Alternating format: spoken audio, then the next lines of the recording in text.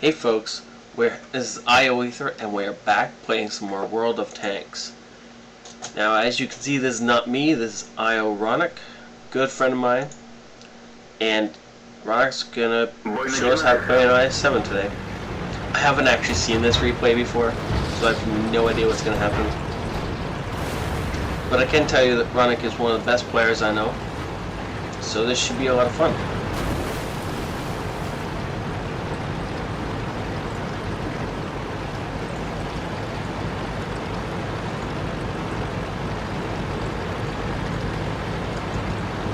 This is an assault on Krylia. Ronnok's going up the 1 line, or soon will be. For some reason we have a T-21 up on the donut. What he's thinking he's going to achieve up there, I don't know.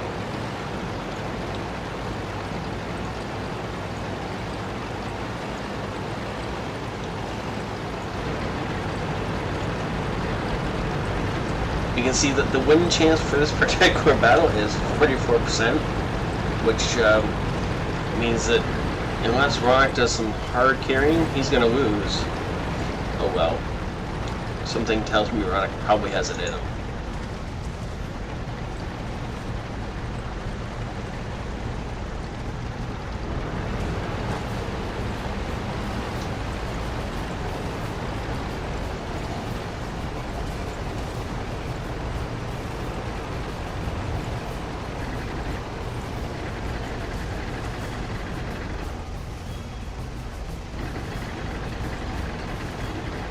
So far there hasn't been any real contact with the enemy, just a few scattered sightings. And there's actually only 4 guys from Ronnok's team down here. So this is actually going to be a harder push than I was originally thinking it was going to be. The majority of their team seems to have gone north.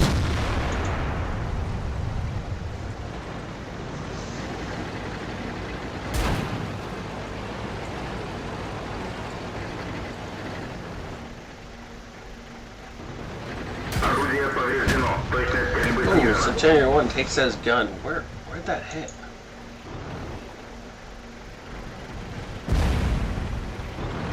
I have no idea where that hit. Huh. Oh well.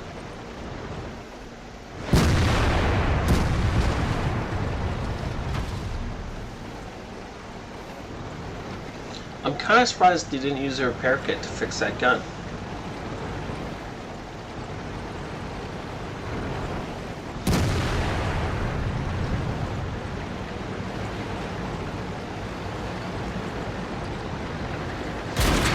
Makes me wonder if this something that happens to the IS-7 quite a bit, and he has like armor on his gunner, or if he just doesn't care that much and is going to use it for brawling anyway.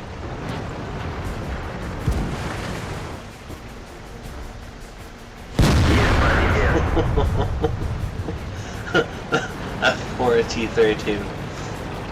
He thought he was safe.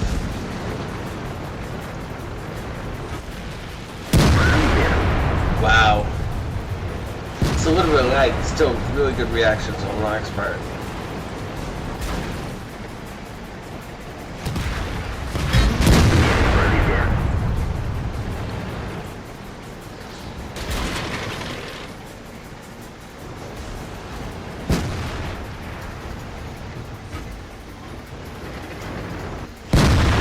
Aw, poor 132. He backed up too much and let Ronnok have his side. It'd be rude to say no to that kind of invitation.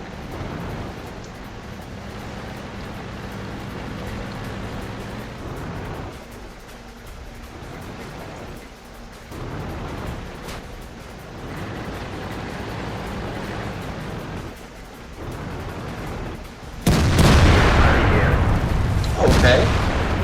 That poor Centurion. I think this is called revenge.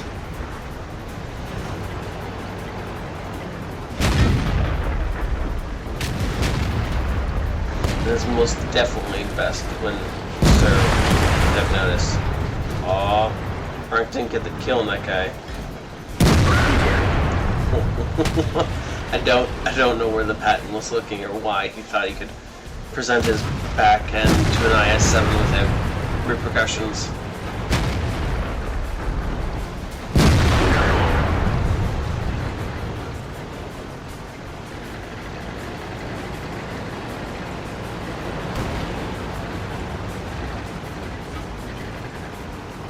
One last IS-3 and we push through this flank.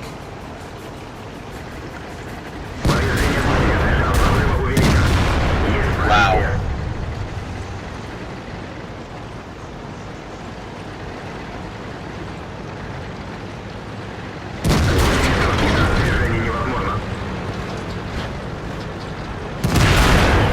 Unfortunately, IORonnok took 800 damage from that guy. But the guy's dead, so it's kind of an even trade. Not really. Preferably you don't take any damage, but, you know, sometimes you just have to.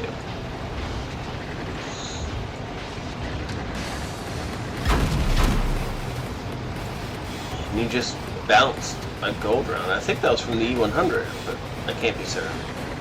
Maybe it was the AC-48. E100's on fire. Burn, baby, burn.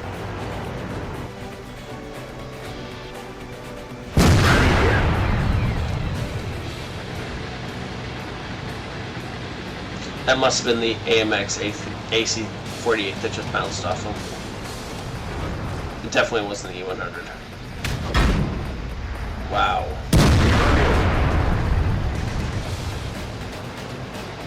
I did not expect the E100 to bounce there.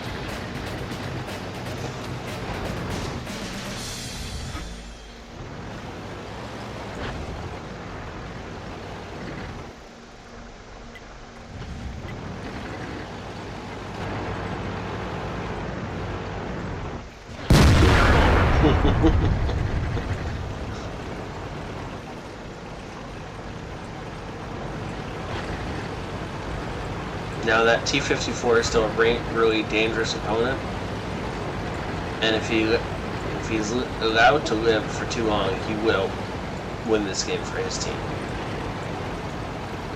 There's only 2 minutes and 45 seconds left in this game before the enemy wins. They have an IS-8 on the donut, so not only do they have to take out all the guys here, they also have to chase down the other guys. Or they have to cap. But even that's going to be close. Nice shot by the T-34.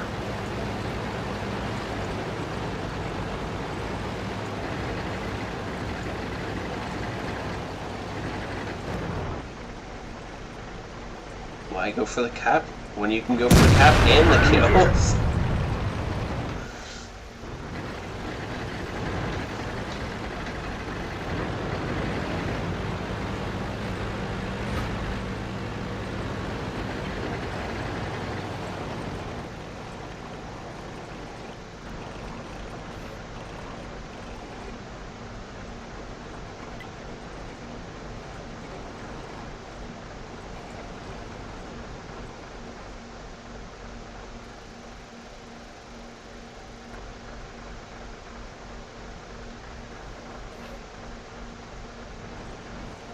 Good game. Okay, that's the end of that. Hey, you guys, so you can see that IORonnok got a sniper award, as well as 3,200 experience. This is still doubled, but still quite a bit. Quite a bit of cash, top damage on his team, top experience on his team, which is just, oh, it's not really all that amazing. What is amazing is by how much he has top experience on his team. Not like he barely eked out a victory over the rest of his team as far as experience. He's a whole 400 points ahead of them. He only missed a single shot that entire game and dished out 4,875 damage. That's really quite amazing. Did an additional 2,400 damage in just detecting people. Made 56k with premium. Wow. Okay, let's go on to the next game and see what else you can do when you carry the game. Hey folks, and we're back with the second game. So this time IORonnok is driving his T-29. And somewhere around here, there I am. There's a KV-13 driver. We're going to pretend it's not me because I do something really stupid at the start of this game. I was experimenting. It went badly. Anyways. You can notice that this is a... What's our chance of victory? 47%. Oh, great. Let's go. Ronok's back's gonna be tired by the end of this, but you know, oh well.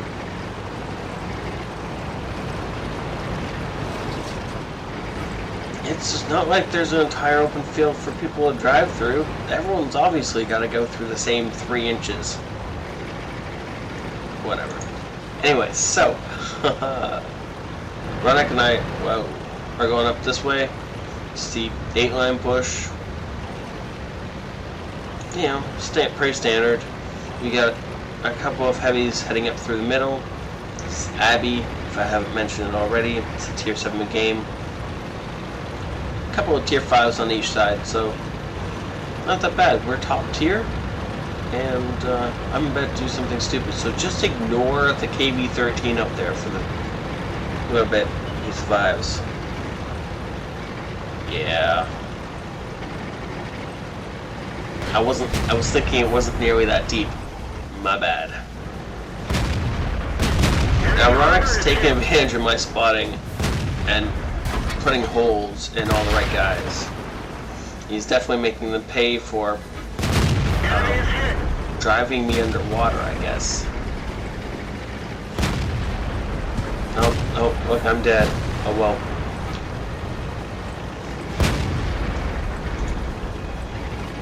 So IORonnok is taking a hull down position somewhere where he can get shots if he wants to on the approaching enemies around C8, but he can still get shots on them when they round the corner at F7. He's making sure he's hulled down, so the only thing they can see is a little bit of track and some turret, which is not going to be all that useful for them.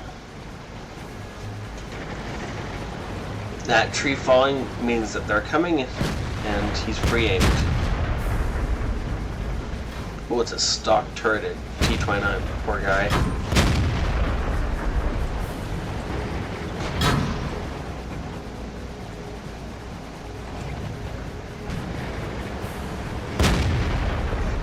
Now you can see from the scores and the minimap that this is the only side that we're doing anywhere near well in. Great.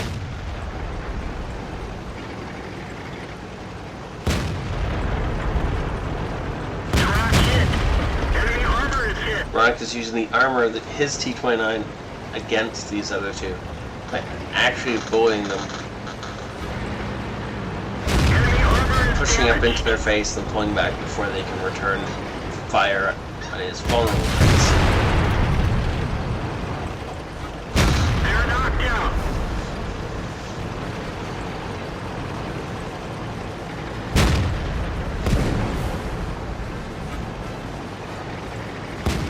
So IORonnok is trying to get a shot on that T1 Heavy. By poking out here, he can get shots that he wouldn't be able to get otherwise. And then sometime about now, I ping the base to, you know, let them know that what's coming. So we have a Comet, an AMX AC-46, and I think it's an IS. Yes, it is. It's a stock IS at base. They're not pushing on base. They're there already. Our Black Pants and our IS are continuing this 8-line push, trying to kill a lone T1 Heavy. It's taking them way too long to do it. Great. They got at least 2 guys in cap. And we're about to lose our other flank.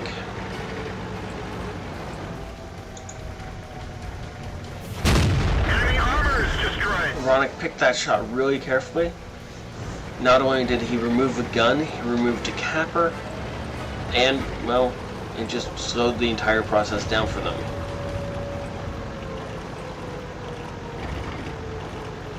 Now his next shot is going to be equally well placed. Now he could have shot at the Jag Panther, but there was a high likelihood he would have bounced, whereas he got the soft bits of the AMX looking at him, so he might as well put the shot into that and take the cap points off. Now the AMX is presenting him with his side, so really, it'd be rude not to take that shot.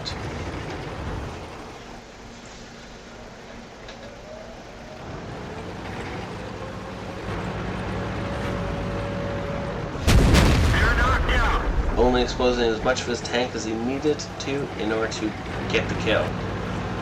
Now this Jägerpanther is actually doing a really good job hiding behind the Comet. And personally, I think I would have tried to sneak a shot under the Comet to hit the lower plate of the Jägerpanther, but it's not really a certain shot. Well, especially not when a few seconds later the guy gives you his treads. Now this is one of the best moves the Jägerpanther's made so far, trying to get around the T-29. At very least, it pulled IORonnok away from the guys that were going to be shooting at him in a second. Enemy vehicle destroyed. Bad move, Hellcat. Now if you look at the main map, you'll notice that the Black Prince is coming back. He's finally realized the danger and has sluggishly made his way back to base. He's going to be really important here in a second. This IS is trying to pull the Jägerpanther's move. Enemy armor is destroyed. Oh, goodbye Wolverine. Wasn't really his fight anyway, right? The IS isn't nearly as good at pulling that move as the Jägerpanther was. We didn't penetrate their armor.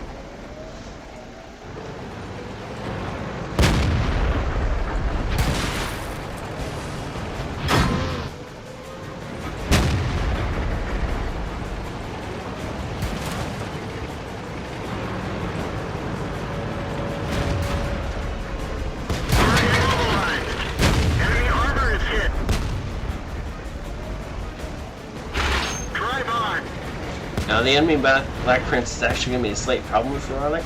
I don't think his penetration to get through it unless he can hit it flat in a weak spot or close to one. Penetration. Nice shot.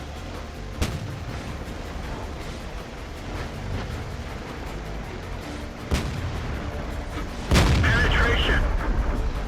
Once he's found his weak point, he might as well just keep aiming at the same spot, right? So that's what he's doing. Enemy armor is destroyed. Okay. That's good.